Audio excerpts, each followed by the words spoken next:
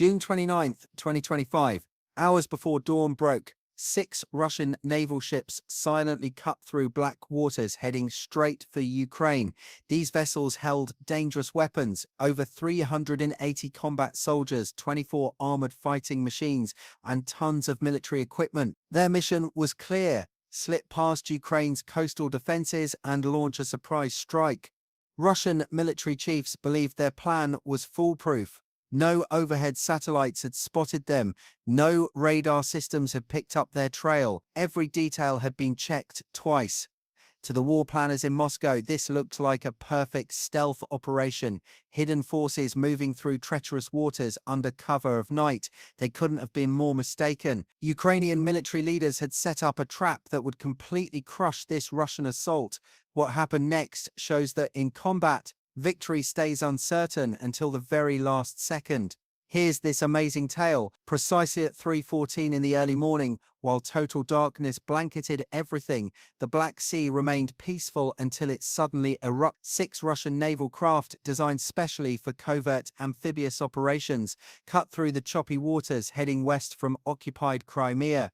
Packed inside these ships were more than 380 Russian combat troops, 24 BTR-82A armored machines, and stacks of ammunition and shells. Their destination was a marshy inlet, 120 kilometers east of Moliv. Russian intelligence had picked this location because radar coverage couldn't monitor it properly. Overhead, no spy satellites observed. No surveillance drones hovered around. No communication signals betrayed them. From the Russian commander's view, this seemed like flawless execution, silent, hidden, and positioned for maximum destruction. Their strategy involved establishing a beachhead before sunrise and advancing northward with tank backup by 6 a.m. Moscow had staked everything on this dangerous gamble. However, far overhead in the thin atmosphere, 6,000 meters above the water, something observed in total quiet. An unmarked surveillance aircraft, a modified Ukrainian PD-2 reconnaissance drone, floated motionless between thermal layers. Its infrared sensors tracked heat signatures with deadly precision. Only 2 months earlier, technicians had upgraded it with enhanced radio gear and special stealth materials. At 3:15 a.m., it spotted them, 6 thermal signatures moving in tight formation, displaying heat patterns matching diesel motors and human bodies. The aircraft didn't strike. It didn't even shift position. It simply transmitted data. Every 10 seconds, the machine sent encrypted bursts of intelligence, footage, and thermal images to Ukraine's central command center in Kiev. Each frame grew sharper than the previous one. The data packages included timestamps, GPS coordinates, and were verified by land-based radar stations.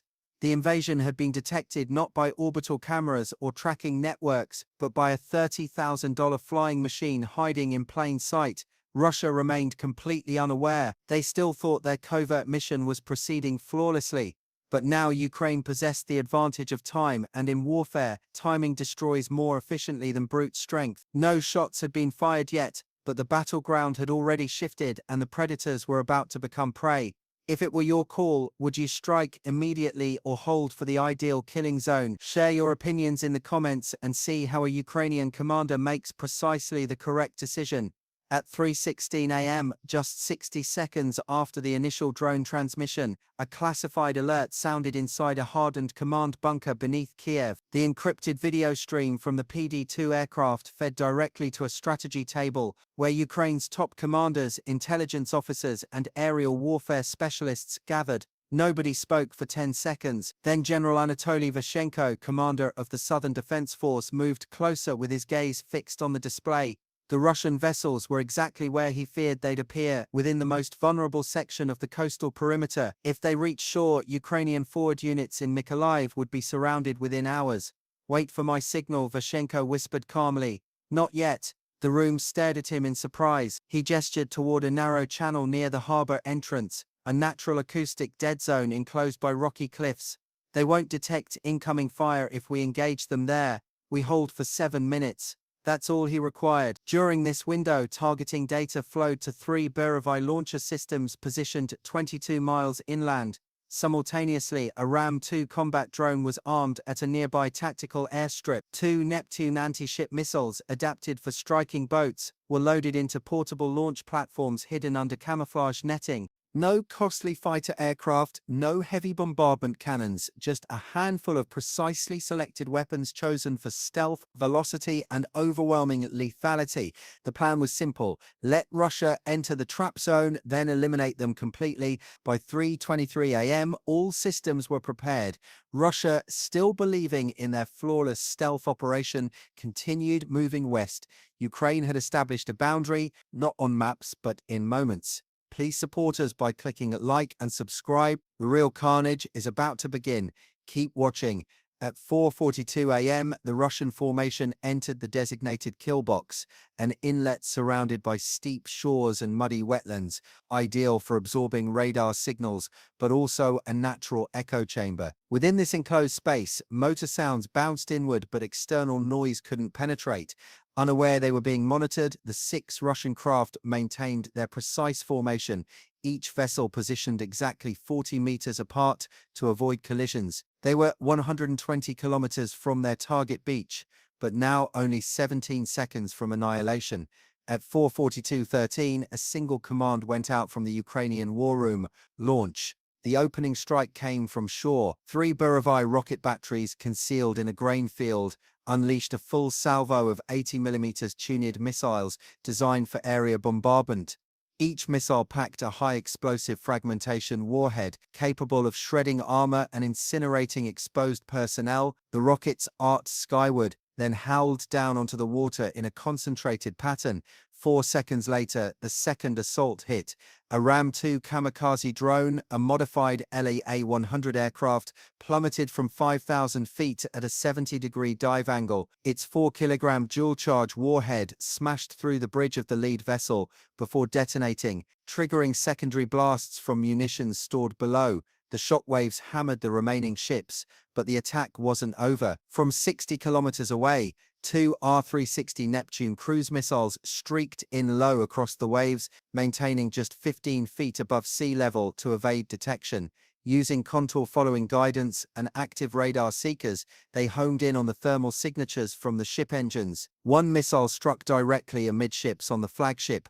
The second slammed into a craft loaded with fuel tanks, generating an inferno that illuminated the entire bay like noon. In less than 50 seconds, the water was churning with flames, smoke, and screams. Russian troops leaped into the icy water only to be consumed by shrapnel, waves, or petroleum-fed fires.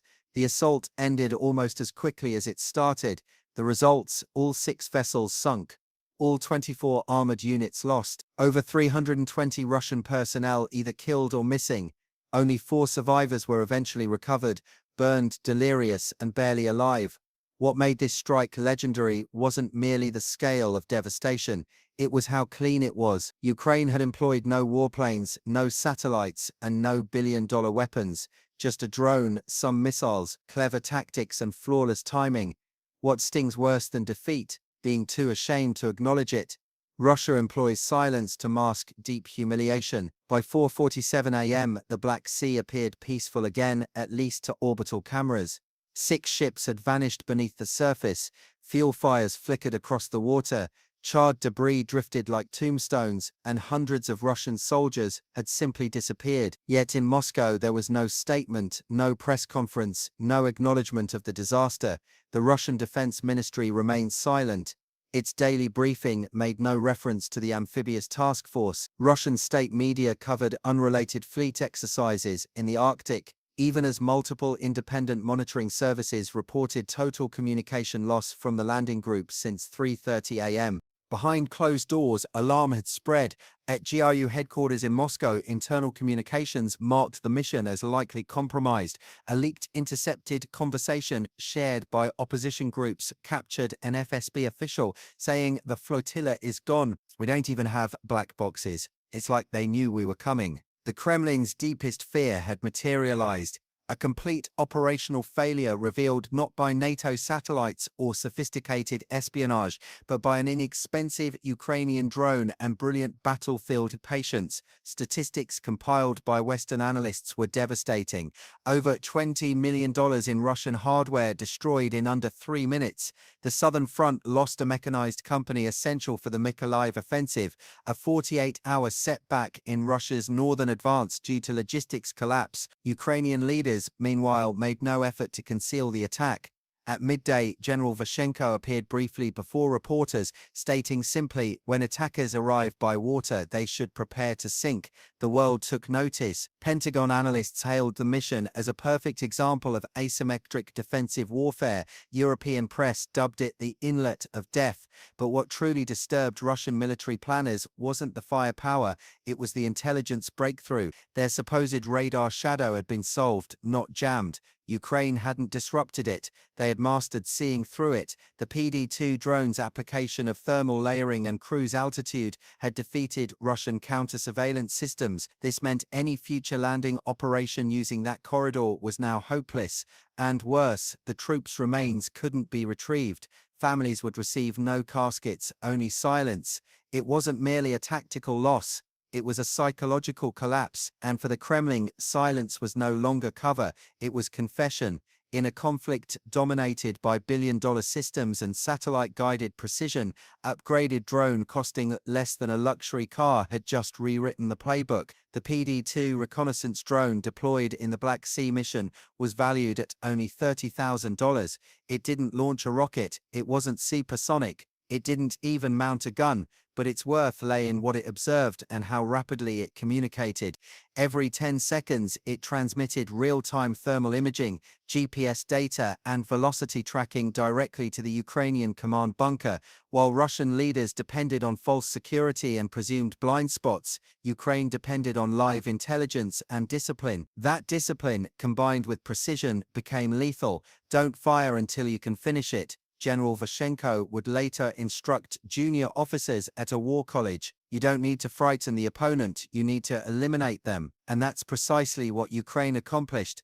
The mission employed 3 Buravai launcher platforms, not cutting-edge artillery, but veteran systems enhanced with digital targeting, a Ram-2 loitering munition built from a converted reconnaissance platform with a 4-kilogram dual charge, 2 R-360 Neptune missiles originally engineered to destroy cruisers, modified for precision strikes on slow-moving landing craft. None of these weapons were groundbreaking individually, but coordinated under proper timing and intelligence, they became overwhelmingly lethal. This wasn't simply a win, it was a declaration that Ukraine could inflict crippling losses without requiring foreign air support or premium equipment. The expense of the entire ambush, rockets, drones and missiles combined, was calculated at under $2 million. Meanwhile, Russia forfeited over $120 million, dozens of armored machines and more than 300 elite troops in under 3 minutes.